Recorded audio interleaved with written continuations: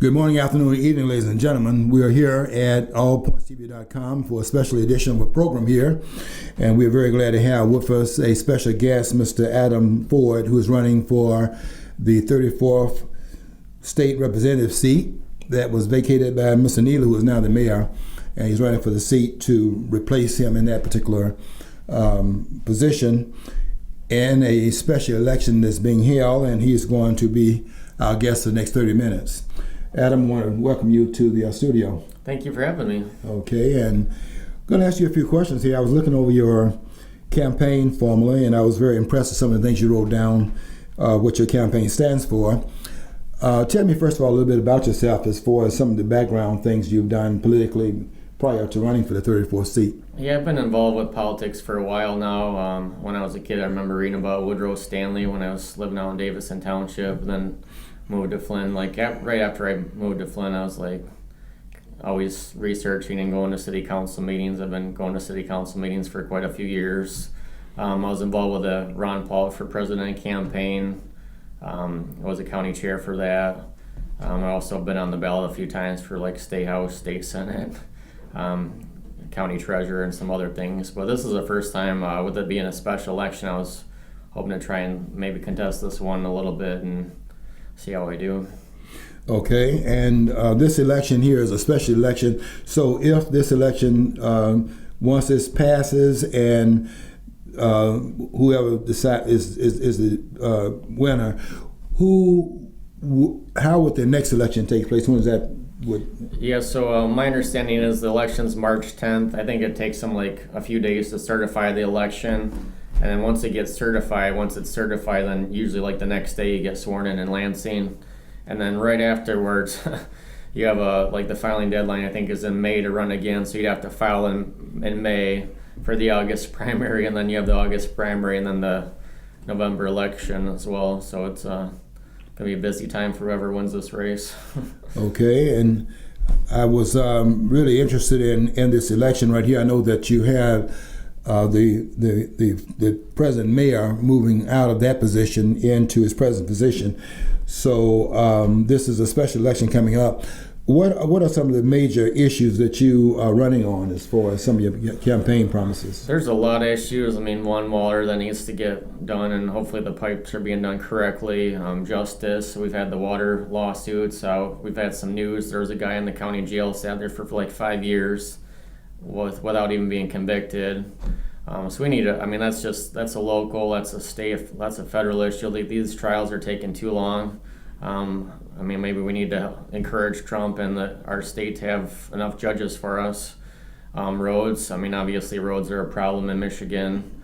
The governor vetoed some road funding, so I think we should try and press for that.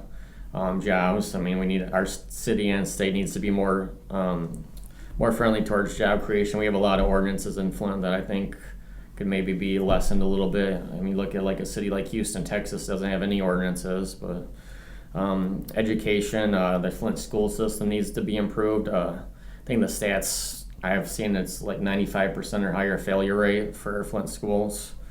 And I would like to see freedom of choice for schools, which I don't know if any state in the country even has that right now.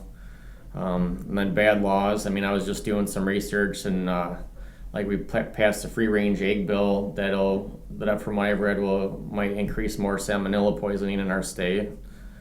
Special interest, that's a huge problem in Lansing. Saving lives, I am pro-life, but we also have people dying of drugs, and also crime. I think the state police should respond to 911 calls in Flint. Family, you got fathers' rights, kids. There's a lot of family issues. Environment. I do care about the environment. We have a pipeline in our across Mackinac, in the Mackinac area, that would be safer to run it under the bedrock. But that's being held up. That needs to be done, so it's safer for us. From what I've heard, we've already had ships hit the pipeline, so that's a huge catastrophe that could happen. Blight, obviously, the land bank's a problem. That's kind of a local issue, but the state did pass that law. I would like to put pressure on the land bank, and if necessary, maybe go back to the auction system to get these houses back on the roll. The land bank is not doing a good job of selling. There's a lot of red tape. Racism, I think racism is an issue on both sides. These are just some of the issues that I mentioned. Like, there's a lot of issues. I mean, you have a lot of laws, like 200 or 300 laws being passed every year. A lot of them the special interest, or if not most or every one of them, the special interest is helping write them. But there's a lot of issues in our district, locally, state, and federal issues as well. Yeah, I would like to see a two-party system in the county.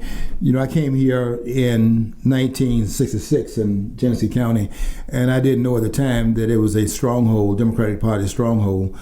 And I believe in a two-party system, and would like to see it become more balanced, because when you have a one-party system, what you have is a lack of accountability in a lot of ways. So I was really interested in, when I heard you were running in the 34th district, I was very interested in having you come in and talk about your campaign. You have down here needs to resolve the water crisis ASAP. What role do you think the state can play in that and resolving that problem? Maybe some oversight. I mean, Governor Whitmer can maybe have an engineer come down here. I heard under Snyder there was an engineer for the state that wasn't really qualified. And I've been told that the city only has one person on staff to oversee these. As a state rep, I would want to make sure that they're actually done right. I've heard a report that they were running copper inside the galvanized. And if you know anything about plumbing, you can't connect copper and galvanized because the one metal eats the other. So I've been told under the fast start we're running copper in there, and that could actually do more harm than good. So we need to investigate that and make sure it's done right. Like my house, I was under impression my pipes were replaced, but my house, it didn't have the galvanized taken out. Mm-hmm. So I'm thinking they didn't do it right. Like they probably just ran the copper inside the galvanized. So they put in the copper in between the water and the lead piping? Well, I guess galvanized, they were doing the galvanized pipes too, but instead of just yanking the pipes out and replacing them, they were just running a copper line inside. And once that copper touches the galvanized pipe, then it basically corrodes. And then, I mean, you can get copper poisoning too, just as well as, I mean, lead's, I'm sure lead's more dangerous, but I'm sure you can still die of copper poisoning. So, I mean, it's nice we got our pipes, we're doing something about it, but you got to do the right thing and not just cause more harm than good. So that's something that I would want to look into. What do you think the government needs to do in order to restore confidence in the water supply? Because once you have this problem that has lingered for so long, people lose confidence in the management of the water supply. What do you think it will take to restore the confidence in the water supply here? I think we should have some local testing. I think from what I heard, we were starting that up. I can't remember what group was doing the local testing. So I think that would help. I've never, all our houses, I mean, you should just be able to go down to City Hall and have it tested. Some of the stuff's not rocket science, and then me personally, though, I'm not a fan of any city water. I've researched water fluoridation, and you look at you can actually Google and look up the lethal doses of fluoride and lethal dose of lead, and it's fluoride, an acute dosage is actually more toxic than lead, so I'm not a fan of that. But I mean, it almost seems like we would have been better off going to wells, but mm-hmm. I mean, Flint has a lot of pollution, so I don't know if we could have done that. It's I mean, we're living in a swampland in our state, and we're paying these high bills. I think somewhere I read it's higher than Las Vegas, living in a desert, and we're paying more for our water living in a swampland. That's why we got drain commissioners. But. So your water supply, what do bottled water? Yeah, ever since I moved to Flint, fortunately I wasn't a fan of fluoridation, so I always been drinking bottled water, so I never got the lead. And then when I lived in Davison Township, I was on well water, so I never really had the fluoride or chlorine or anything. Yeah, you looked at this issue. Who do you blame for the water crisis in the city of Flint? Do you blame, is that the state's responsibility? Are they the ones that caused this behemoth problem that we're facing right now? I would blame Snyder. He was in charge, so I think he deserves some blame. I know Sheldon Neely didn't want him to resign, but I mean, maybe perhaps he should have resigned, but I would blame him. I would blame Walling. I would blame people at the water department. And I would even, the water crisis, it elevated the lead levels. But we had lead poisoning for decades in Flint. I think it's always been from the pipes. I mean, can you prove it? I don't know if you can, but I mean, you could even blame the federal government. Like I think in the 70s, the federal government finally banned lead pipes in America. In the 1970s. Like Chicago was still doing them in the 1970s, and then even Flint, I thought it's been common knowledge. Like, why did we even have lead pipes to begin with? But that is, I hadn't heard of that being. I hadn't really heard of how the piping was until it became a crisis in the city of Flint. But how much of a problem do you think this is a problem in the country itself? Is that something that's just unique to Genesee County and this area? No, it's definitely not unique to Flint. Thanks to the Flint water crisis, it is. I mean, it's unfortunate people died. They got lead poisoning. But thanks to this water crisis, it is being addressed around the country finally. Like we other places in the state. I mean, Lansing, they had been addressing it before our crisis. But, I mean, thanks to this, I think it is being, like people finally realize, hey, we can get lead poisoning from lead pipes, which seems like common sense to me. Yeah, definitely. I didn't know that. I didn't even know until this came public that lead was that we had lead piping. I would think that. Yeah, I was shocked. Like I remember, I thought the river water would be a good idea. I never knew. I had no idea we had lead pipes. And then heard about the corrosion. Like GM couldn't use the water because of the corrosion. I mean, there's some people that should have been speaking out. I mean, people inside the Flint government should have been speaking out that knew we had lead pipes and with the corrosion. And then plus they weren't even due to the corrosion control. I mean, they should be sued or prosecuted or something. I mean, that's criminal. Yeah, it's too bad that we had to get to this point before we began to address it. I was noticing your proposal for justice, support speedy and fair trials. You're saying that we don't have that now? Oh no, we definitely don't. I mean, it's been common. I mean, it's just common practice in the federal and I think state that, I mean, if you do a lawsuit, it can go for years. I mean, that's just standard practice. Like, I mean, even if it's tolerated on the federal level, I don't think it should be tolerated on the state level. And we need a state government that fights for our people. I mean, you should be able to, if you file a lawsuit, I mean, I can understand it taking some time, but I don't think it should be taking years to be resolved. And I mean, I think they're trying to press people into settlements, but I mean, we need a criminal justice system that works in America, and I don't think we have that locally in the state or federal. What do you think about, I notice we have in the state of Michigan, we have term limits. What is your view about term limits? I'm supportive of them. I mean, I wish they worked better, but I mean, traditionally in America, politicians, when you got elected, it wasn't a life term to serve in office. So I think it's good to bring in fresh faces, especially our younger generation. I think they kind of feel disenfranchised in Flint, and probably not just in Flint. So I think it's good to get new, fresh faces and get new people involved. Yeah, I'd like to see that happen a lot more. Your campaign statement is that you have, I see a lot of issues here that you're really concerned about. What would you say is the number one issue that you would like to have as the defining issue of your campaign? Maybe good government. I think we need better government in our city, our state, and the federal government as well. And I think I could really try and press for that in the state government. Even if I'm a lone voice speaking out against the special interests, I think I could still make a difference. I mean, I do have some ties to some Tea Party people, and then and I do know some Democrats. So hopefully, especially if I held on the seat, get the fresh people coming in, and if I could get to these fresh faces before the corrupt leadership does, I think I can make a big difference in Lansing. Yeah, I like to see some fresh faces in all faces of government. I think we have this idea of incumbency and family name recognition and things of that sort. That doesn't serve us very well. And I like to see more persons coming from the outside and taking some responsible position inside of government, give us a new face of what we're doing. Your campaign talks about the family and your emphasis on choice. So what is your position on choice?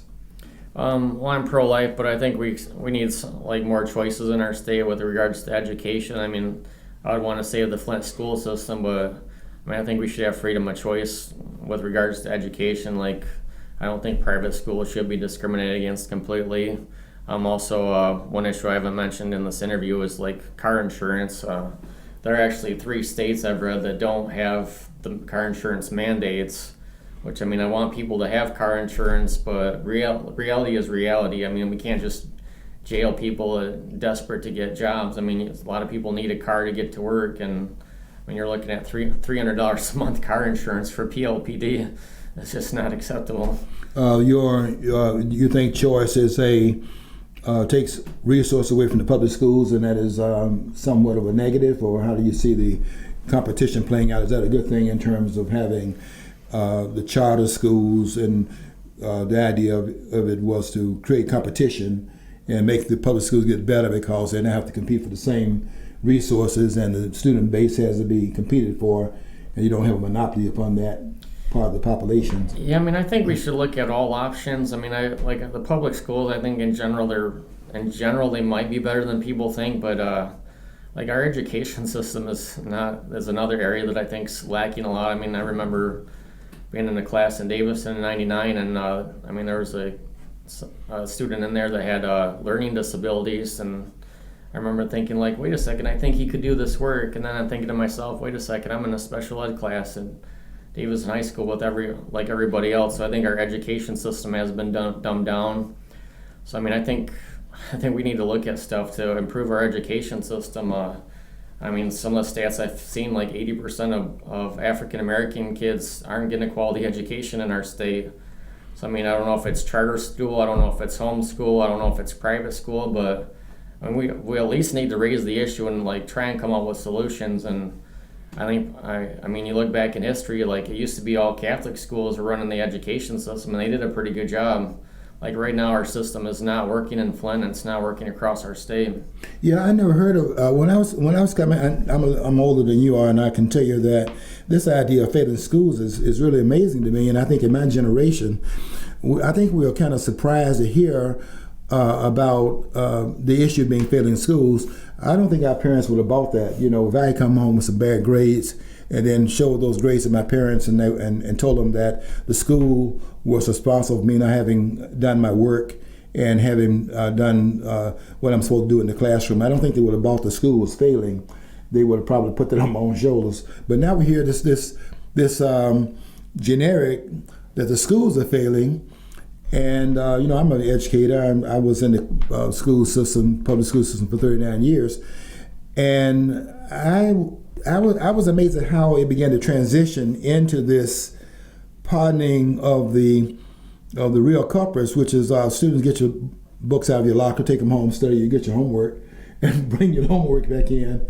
And then the school doesn't fail because everybody in the classroom is doing what they're supposed to do for learning. Now I'm hearing failing schools. So you think the problem can be resolved by choice? Is that what else? I hear choice all the time as a solution. What other things do you think can be recommended to resolve what is a humongous problem that we have right now in our school system? Well, I mean, you could maybe have parent education, and I mean, I think schools do deserve some of the blame. I mean, like when you can't even teach a kid how to read and write, I mean, we should at least, I mean, after 12 years. I mean, and like one figure I read, like that Flint schools were getting like $20,000 a year per child. So you're telling me we're spending like $250,000 on a child and don't even teach them how to read and write? That's criminal. You should at least be able to teach a kid how to read and write. Like maybe we need to get basics, but I mean, after 12 years, if you cannot read and you've been in the classroom for 12 years, something is definitely wrong.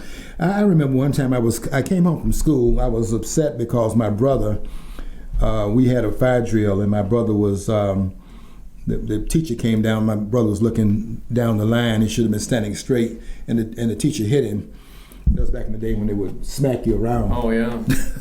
Now you can do whatever you want in school. I remember I called my mom up and I said, I don't want to go to that school anymore because I thought I had choice. And so I said, I blurted out in the classroom, I said, I don't like this school anymore.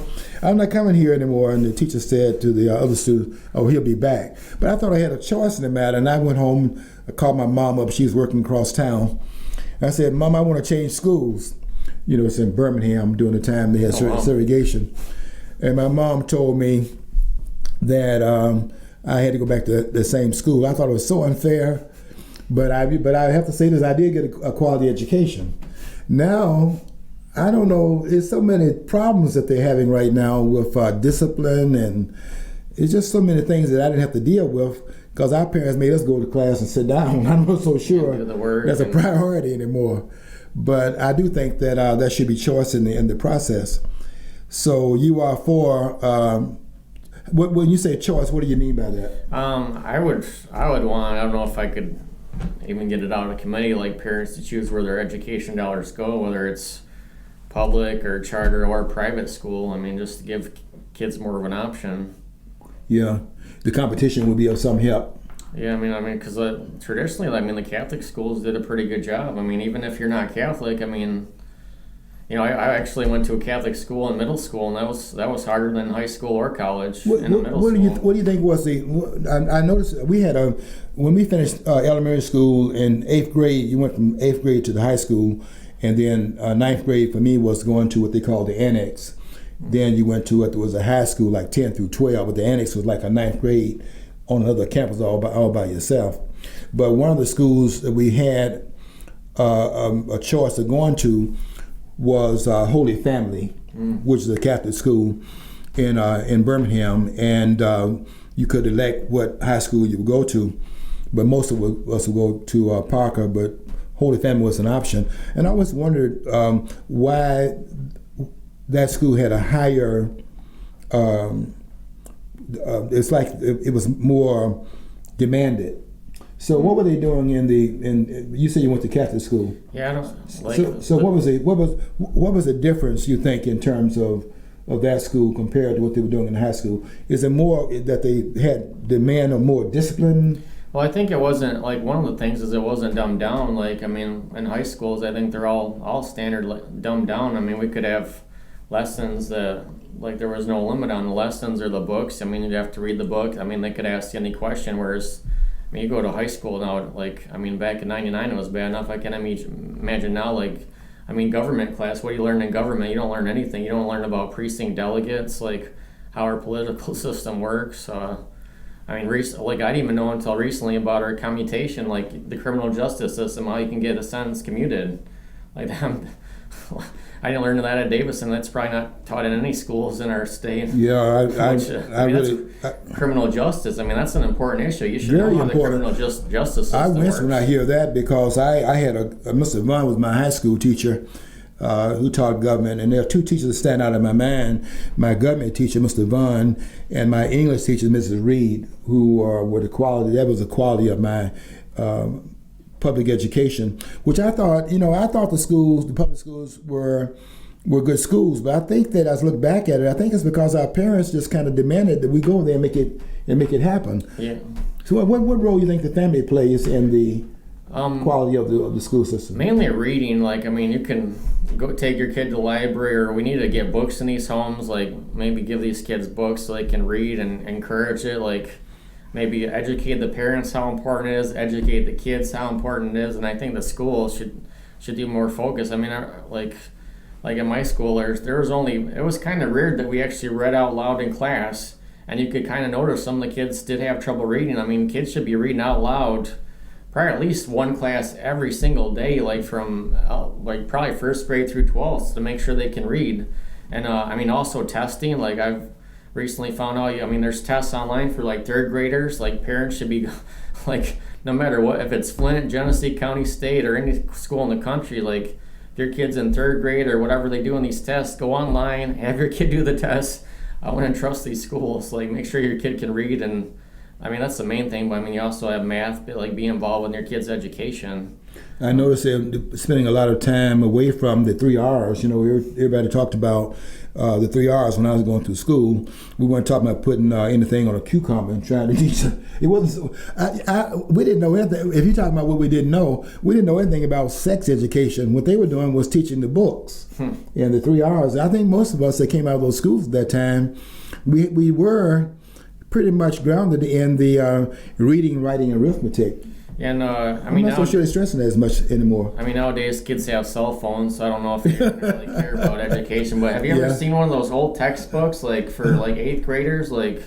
I mean, the standards have just like plummeted in America. I mean, used to be having kids like in high school learning English, Latin, Greek, and now a lot of them don't even learn standard English, like verbs, prepositions, adjectives. Like they don't even teach that. Yeah, I'm going to ask you about that in a minute because I want to ask you about the role of government in these schools. But I noticed when they didn't have the government was not the ones that was actually importing the education, and they had independent schools paid for the parents.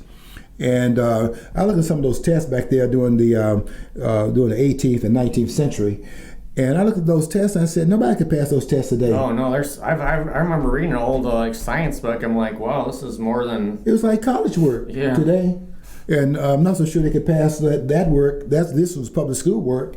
And I'm not so sure that work can be passed like Harvard and Princeton and those Ivy League schools.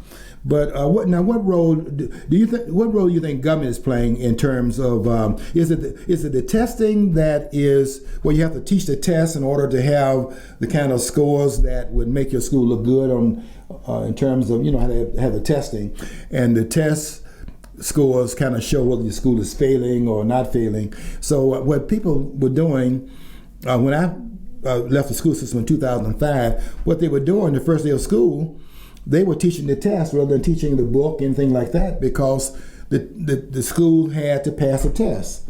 So a lot of the creativity that was in the classroom prior to that, all that was taken away.